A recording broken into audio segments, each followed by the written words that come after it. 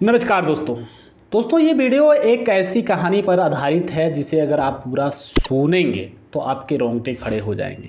आप सोचने पर मजबूर हो जाएंगे कि जहां पर हमारी सरकार सुरक्षा की पूरी गारंटी की बात करती है, पूरे दावे के साथ कहती है कि हमारे देश में हर व्यक्ति सुरक्षित है, खास करके महिलाओं के बारे में तो और भी ज़्यादा दावा किया जाता है कि महिलाएं बिल्कुल सुरक्षित है।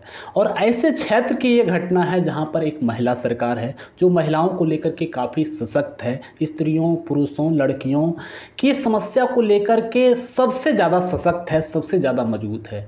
बंगाल की ये घटना के बारे में जिससे भी जानकारी हो रही है वो बिल्कुल सहम जा रहा है, डर सा जा रहा है कि आखिर देश में इतनी घटिया सुरक्षा व्यवस्था के बीच हम लोग कैसे रह रहे हैं और कहाँ किसके साथ कौन सी घटना कब हो जाए कुछ कहा नहीं जा सकता। तो ज़्यादा पहेलियाँ नहीं बुझाते हुए आपको हम सीधे पॉइंट पर ले आते हैं। तो कोलकाता में क्या घटना हुई, किस तरह से ये मामला आगे बढ़ा, सब कुछ स्टेप बाय स्टेप इस वीडियो में बहुत ही कम शब्दों में आपको हम बताने वाले हैं, बिल्कुल आसान भाषा में आपको समझाने वाले हैं। तो चलिए कहानी को शुरू करते हैं और चलते हैं कोलकाता।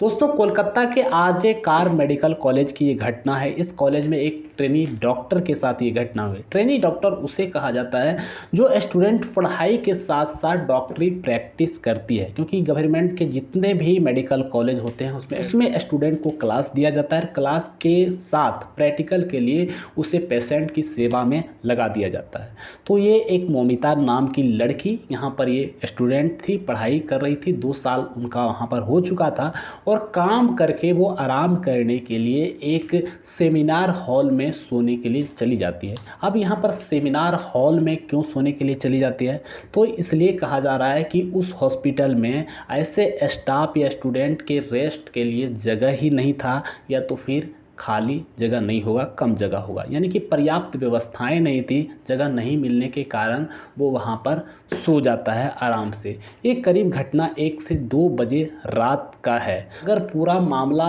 ये आपकी तरफ से कहा जाए कि ये कब का मामला है तो लगभग 1 सप्ताह हो चुका है, लेकिन ये घटना पिछले 2 दिनों से काफ़ी चर्चा में हो चुका है और हर कोई जानना चाहता है कि घटना क्या है और कैसे हुआ। तो अभी तक मैंने ट्रेनी डॉक्टर के बारे में बताया, अब ये जानिए कि इसके साथ हुआ क्या। अब वहाँ पर जब ये लड़की सो रही थी तो वहाँ पर ही एक काम करता है जिसे हम प्राइवेट पुलिस वॉलंटियर कहते हैं। आपने देखा होगा कि पुलिस भी 2 तरह का होता है, एक सिक्योरिटी गार्ड में जो सरकारी पुलिस होता है वो होता है, और एक प्राइवेट कंपनी के ISI जैसी कई सारी कंपनियां हैं देश में, वो भी काम करता है, जो एक प्राइवेट वॉलंटियर अवेलेबल कराता है। इसका इस्तेमाल गवर्नमेंट भी करता है, प्राइवेट लोग भी करते हैं। आप इसे पैसा दे करके अपने यहाँ ड्यूटी पर लगा सकते हैं। तो वही एक सिविल पुलिस वॉलंटियर था जो कि वहाँ पर ड्यूटी पर तैनात था। वो बंदा, उसका नाम था संजय राय। संजय राय वहाँ पर काम करता था। वो अचानक से आता है वहाँ पर और उसके साथ गलत करने की कोशिश करता है। उसके बाद फिर उसके साथ मारपीट करता है, फिर जो भी बहुत सारी चीज़ें जो नहीं होना चाहिए, जो आप सोच सकते हैं, वो सारी घटनाएं होती है। उसके बाद उस लड़की का डेथ हो जाता है। अब हम संजय राय के बारे में थोड़ा सा आपको बता देते हैं कि ये व्यक्ति कौन है, किस तरह से वहाँ पर कैसे काम करता था और इसका नेचर कैसा था। तो अगर आप नेचर की बात करें तो संजय के राय के बारे में कहा जाता है कि ये बंदा 4 शादियाँ कर चुकी है और पत्नियों के साथ मारपीट करने के मामले में बहुत फेमस था। पहले इसके ऊपर भी कई सारे मामले दर्ज हैं, फिर भी ये उस तरह से वहाँ पर कैसे सुरक्षा में तैनात था। उसके बाद इतनी सारी घटनाएं देने के बाद कहा जाता है कि इसका जो मेडिकल कॉलेज में काफ़ी सारा पकड़ था, नहीं हो रहा उसको एडमिशन कराना, जिसको इलाज नहीं हो रहा उसको इलाज कराना, इलीगल तरीके से लोगों को नंबर लगाना, ऐसे कई सारे इलीगल ये काम करता था। उसके बाद फिर ये क्या करता है, घटना को अंजाम दे करके इसका तार पुलिस के साथ भी था, तो पुलिस कैंप में ही जाके सो जाता है। यानी कि गवर्नमेंट पुलिस जो है उसके साथ भी इसका साठ गांठ था। घटना को अंजाम दे करके ये बेफिक्र होके सो जाता है। यानी कि इस तरह के कारनामे कर करके ये इतने ज़्यादा बेशरम और इतने ज़्यादा ढीठ किस्म का हो चुका था कि इसे थोड़ा भी इस चीज़ का डर नहीं लगा कि ऐसी घटनाएँ करने के बाद हमारे ऊपर भी कार्रवाई हो सकता है। फिर सुबह होती है, कॉलेज वालों को पता चलता है और कॉलेज के तरफ से इस लड़की के माँ को कॉल किया जाता है। कॉल करने के बाद उसके माँ को बताया जाता है कि आपकी लड़की ने सुसाइड कर लिया। फिर लड़की का माँ जो है उस कॉलेज में पहुंचता है और अपनी बेटी के लाश दिखाने के लिए वो गिड़गिड़ाता है, लेकिन कॉलेज की तरफ से उसे नहीं दिखाया जाता है। करीब 12 घंटे बाद उसे दिखाया जाता है। दिखाने के बाद जो लड़की की हालत होती है वो बेहद ही ख़राब होती है। कई जगह मारपीट के निशान होते हैं और बिल्कुल अनड्रेस अवस्था में रहता है। ये देखकर बहुत ही मामला हक्का बक्का करने वाला हो जाता है। फिर पुलिस की एंट्री होती है, लड़की का पोस्टमार्टम होता है। पोस्टमार्टम रिपोर्ट आने के बाद ये क्लियर हो जाता है कि लड़की के साथ पहले बेरहमी से रेप किया गया, फिर मारा पीटा गया और उसके बाद उसकी डेथ हो जाती है। जब ये रेप मर्डर था तो इसे सुसाइड बना करके इस घटना को दबाया क्यों जा रहा था? आखिर कौन था संजय राय को बचाने की कोशिश क्यों की जा रही थी?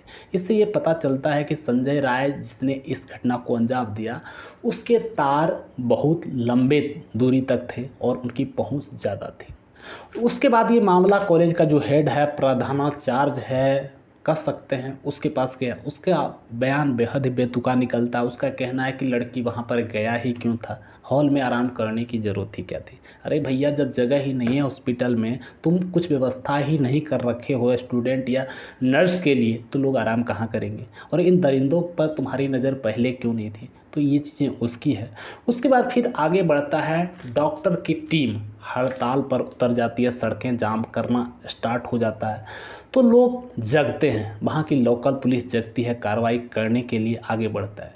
लेकिन एक दूसरा मामला और भी देखने को आता है कि हड़ताल करने के लिए जब डॉक्टर सड़क पर उतरते हैं और सोशल मीडिया पर ये चर्चाएं होने लगती है, तो उसी भीड़ में कुछ लोग गुंडे बनकर घुसते हैं और हॉस्पिटल में तोड़ फोड़ करके सबूत मिटाने की कोशिश करते हैं। फिर पुलिस को आंसू गैस के गोले छोड़ने पड़ते हैं, किसी तरह से उन लोगों को वहाँ से खदेड़ता है और मामले को कंट्रोल में लेता है। फिर वहाँ से एक और बयान और ख़तरनाक चीज़ें निकल कर आती है, वो है ममता बनर्जी का बयान।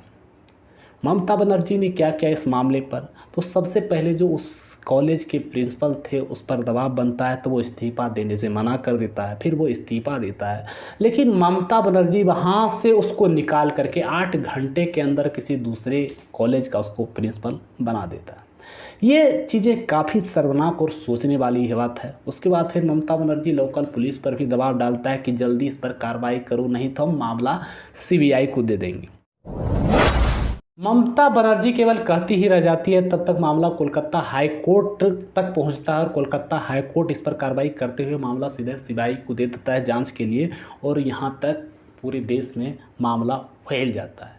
अब बात दोस्तों यहाँ तक ही नहीं है, यहाँ से जब मामला निकलता है, लोगों तक पहुँचता है, तो लोग देश भर से ये सवाल पूछ रहे हैं कि आखिर ऐसे लोगों पर कार्रवाई क्यों नहीं होती, लोग डरते क्यों नहीं हैं? डरते इसलिए नहीं हैं कि जब भी ऐसी घटनाएं होती है, चाहे वो निर्भया कांड हो, आसाराम कांड हो, या तो कोई भी मामला हो, 4 दिन का हंगामा हो, तो सरकार सख्ती से इस चीज़ों को नहीं निपट पाती, जिसके वजह से ऐसे लोगों में डर नहीं फैलता। और ऐसे लोग जब इस तरह के कुकर्म कर लेते हैं तो उन्हें भी बिल्कुल डर नहीं लगता। उन्हें पता होता है कि अब हम बच नहीं सकते। ऐसे कुकर्म करने के बाद वो बेहद ही अकड़ के साथ कहता है कि हमें फांसी पर लटका दो, हमें फिक्र नहीं है। वही अभी संजय राय के साथ हो रहा है। संजय राय की भी अकड़ कम नहीं हो रही है। अब एक पॉइंट और भी आपको बताना रह गया था, जो कि अभी हम लास्ट में आपको बता दें। वो पॉइंट है कि आखिर संजय राय पर कैसे शक हुआ और वो बंदा कैसे पकड़ में आया।